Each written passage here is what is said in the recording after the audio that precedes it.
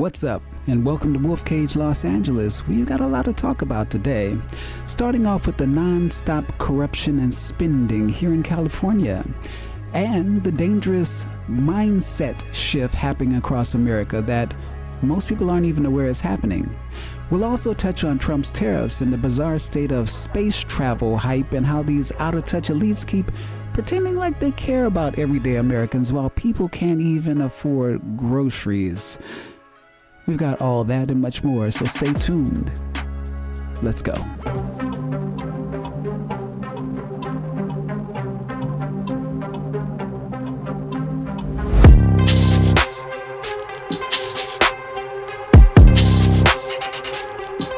Well, now there's a new sheriff in town. The Trump administration, California politicians, knew that they were going to be examined and that they needed a legal defense fund with your taxpayer money. February 7th, Gavin Newsom signs legislation authorizing $50 million legal slush fund to Trump-proof California. Half of this money would go to government lawyers to defend California from Trump administration legal actions. Well, there are 5 ongoing investigations. First, high-speed rail. Started out at $8 million. Now it's $130 billion. No track has been laid. Sean Duffy, our Secretary of Transportation under Donald Trump, said, we've given at least $4 to $5 billion of federal funds to this project. I want to know where the money went. Here's another one. Trump administration reviews San Diego migrant shelters, suggests violation of smuggling laws. Immigrant right groups, which are funded by California state taxpayer money, were nothing but front groups for human smugglers. Department of Homeland Security is leading the investigation. They say that the recipients of grant funding may be guilty of encouraging or inducing an alien to come in or reside in the United States in violation of federal criminal law. Just like Carl said, I want to know where the money went. And you should want to know too. What are these people doing? And more importantly, why? Governor Newsom has squandered the wealth of this great state. California has become a tragedy. It's become a disaster. This once beautiful place looks like some sort of war-torn city, except for the areas where the rich and powerful lived. There they live untouched and guarded. It should be clear to everyone what's happening here. It should be clear to everyone what's happening. Newsom and most of California's politicians are selling this state piece by piece to the ultra wealthy. They're keeping just enough servants here to support them and cutting off the middle class entirely.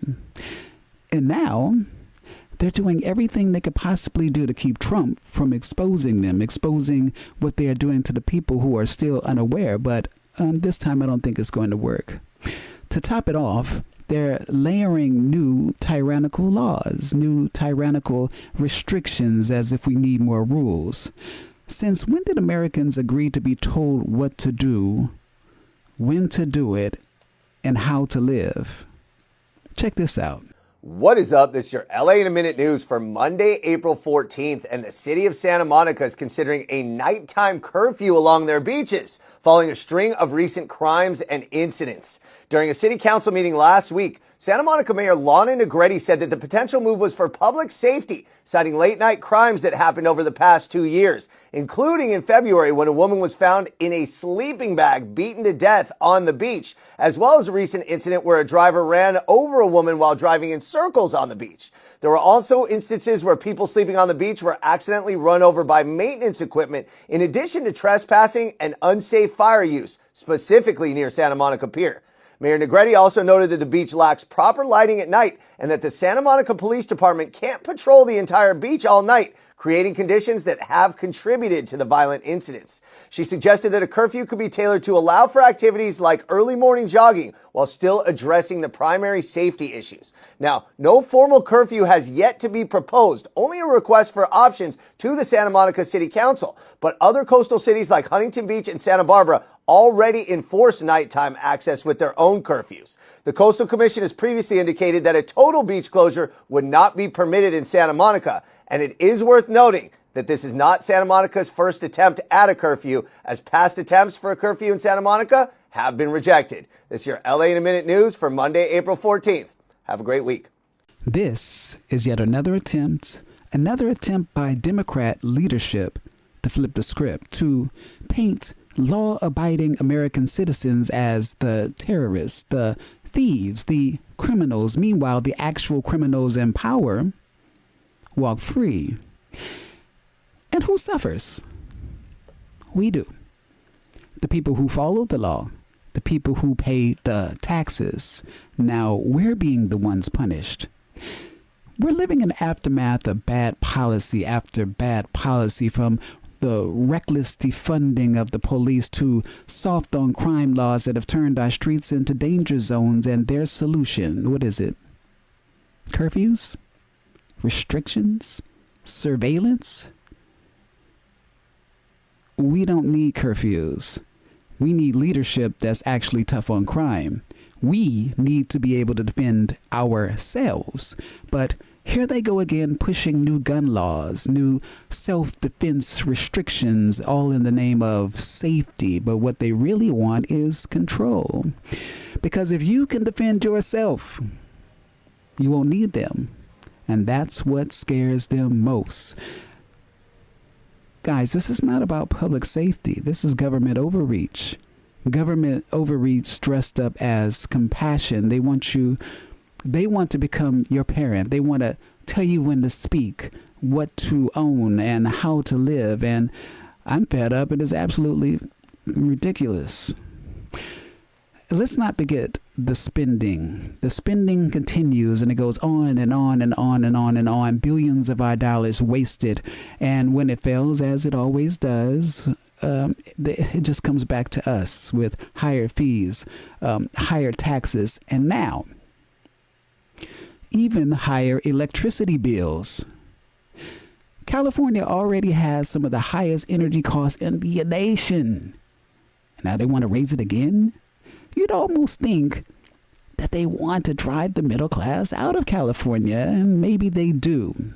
Because at the rate we're going, the only people who will be able to live in California are the ultra wealthy and the people they invite to stay behind as their servants. If Californians don't wake up soon, there will not be a middle class left to fight for. Check this out. Why in the hell would the California Public Utilities Commission vote 4-0 to approve a new rate hike for our electricity bills? You know, you look at SDG&E, or if you're with SoCal Edison or Pacific Gas and Electric, these swindlers want PG&E and these companies to be able to charge you a $24.15 extra flat fee every single month. So you've seen the rate hikes. They've just been exponential at this point, even just over the last few years. But here is Gavin Newsom's CPUC board saying that they can take even more from you. I mean, forgive me for saying this, but are we not just getting off of the back end of a last administration where things got more expensive, the border was being invaded, Donald Trump just announced he's using the military on public lands along the border to seal it? But why this? Why at this moment when things are getting cleaned up, when the economy is looking better? It just seems like all these effects that are being felt all across the nation are not being felt in the state of California. Gas prices are high.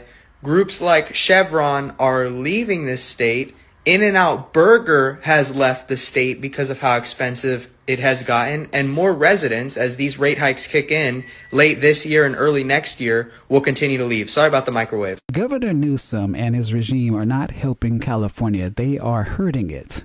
All they do is raise prices, pass more restrictions, and destroy, as I say over and over again, what once was a beautiful, thriving state. And people still wonder, why does it feel like Californians are more depressed than ever? Well, I don't wonder, because I know why. It's because the people we pay to manage and improve this state are building us up. They're tearing everything down. They're making it impossible for small businesses to survive. They're crushing entrepreneurs. They're stripping the character and charm and the soul out of our cities. Every new development looks like the same cold, lifeless, and sterile piece of... Everything is being homogenized. What once looked like a vibrant city now looks like a prison yard. A concrete maze with no color, with no spirit, like a concentration camp. A concentration camp for the middle class. Are we supposed to just accept this?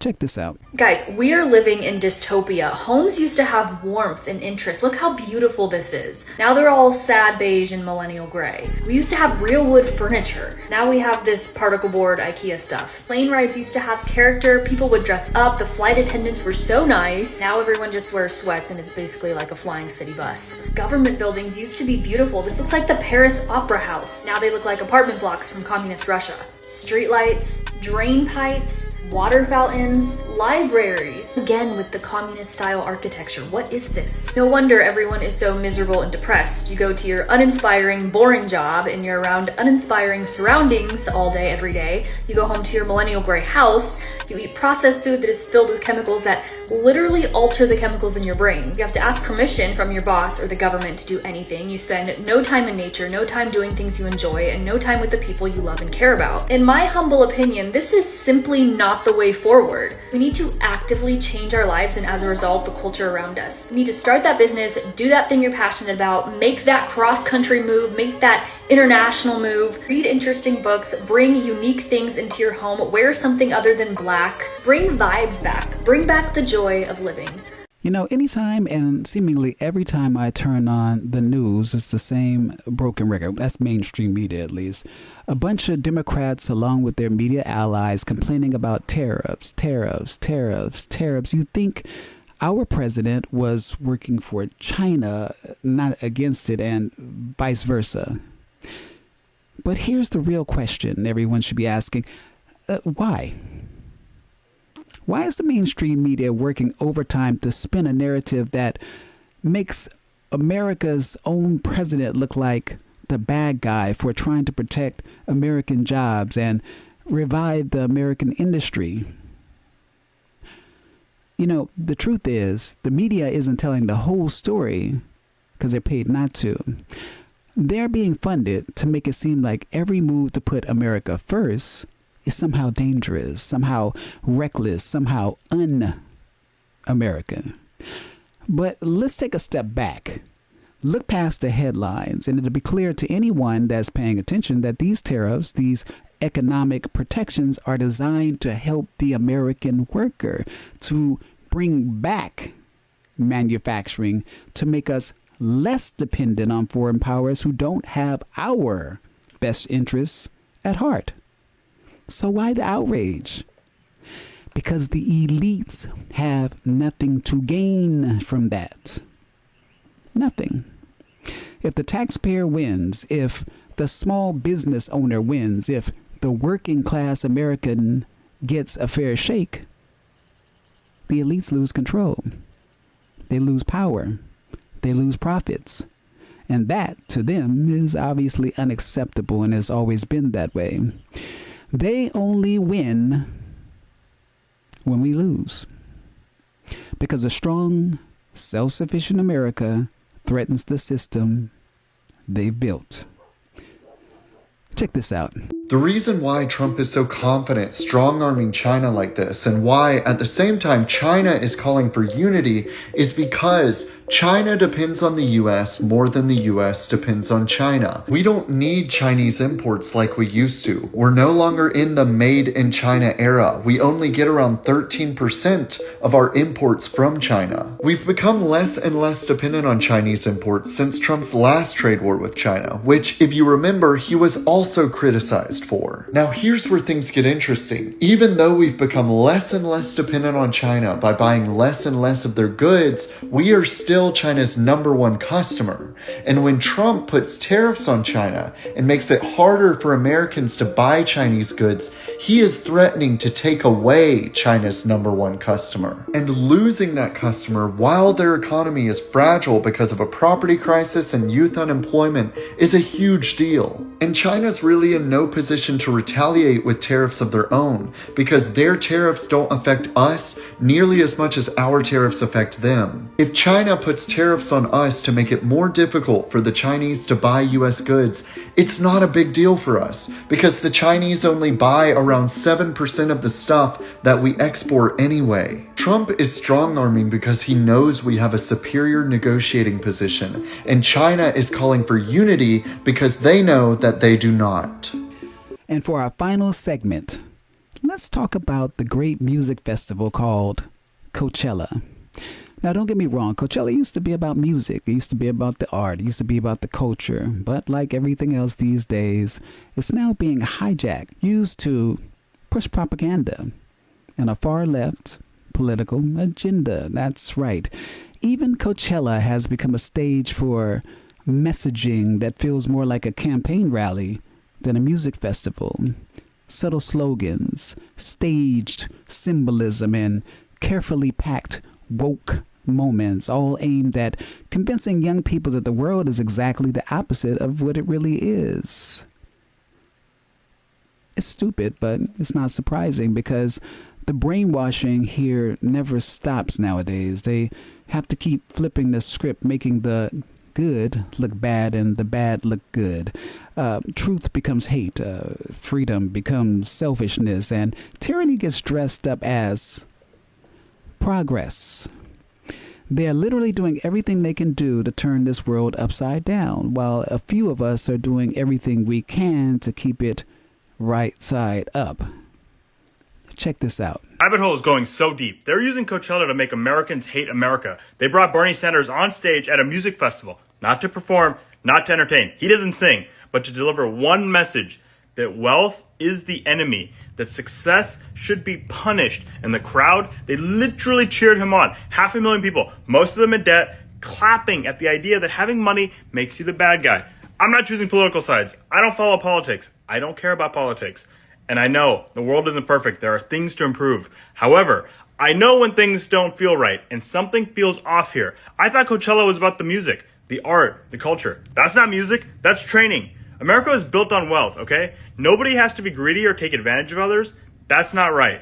But if they're programming you to shame wealth and feel bad about wealth, they're literally setting you up psychologically to stay poor. And if they can get you to celebrate being poor, they don't got to take your rights away. They already won. Well, that's pretty much it for today. There is so much going on out there. I could literally sit here and talk all day and all night, and that's real talk. But here's the main thing I want to leave you with. Pay attention. Because while a lot is definitely happening, a lot is being made to look like it's happening when it's really not. And that's the danger. Because that's how brainwashing works. It's subtle. You won't even realize when it's happening because the majority of people around you are going through the same exact thing. Stay sharp. Stay aware. Never stop asking questions. You know, I'm going to leave you with this last video, a breakdown on how brainwashing really works in modern society. Check this video out, and until the next time, I am Wolf Kage, and this is Wolf Kage Los Angeles. Don't forget to like, subscribe, and share. Let's keep the conversation going. Check out this last video, and I'll see you in the next one. Peace. Okay. You're saying they're brainwashing. Okay, you're saying these people that are experts in brainwashing is using the Department of Education to brainwash our children. Yes. What are they after? Why are they doing it? Well, if you want to move a country from a free individualistic economy, Which we have. yes, or had, okay. to a planned economy, you have to do it through the schools. You have to dumb down and brainwash, change the attitudes and values. You have to completely, social engineering has to go on constantly, and many teachers know what I'm talking about. And people are going to say, well, when did this start? And who on earth ever did this? Why would a plan like that be allowed to be carried out? That's right. Well, then you have to go back to 1934, which I will do, and we have to go to the three-pronged fork, okay? So I do think that the watershed year, although you can go back to the early part of the century when the Rockefeller Foundation and the Carnegie Corporation were deeply involved in education, and that it was decided then that Carnegie would deal with the international part and Rockefeller domestic. They commissioned the American Historical Association to put together a study of the social studies, and they came up with lots of volumes, but I have one little volume, Conclusions and Recommendations for the Social Studies. And basically that little one is an original book. I wish I'd brought it with me. Too bad. But I don't even dare let it out of the house. It's so important. It called for changing the United States through the schools from a free individualistic economy to a socialist, collectivized, planned economy in the New World Order. It says that in the book? Yes. And that book was written when? In 1934. By who? It was the Carnegie Corporation paid for it. The American Historical Association put it together.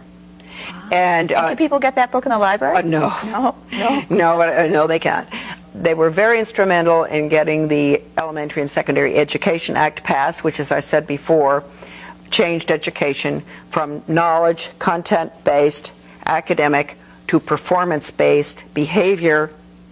And from that time on, because that was necessary for what we're looking at now with school to work agenda is the planned economy is performance-based. So they're training workers. They're training not little thinkers, worker not bees. leaders. Exactly.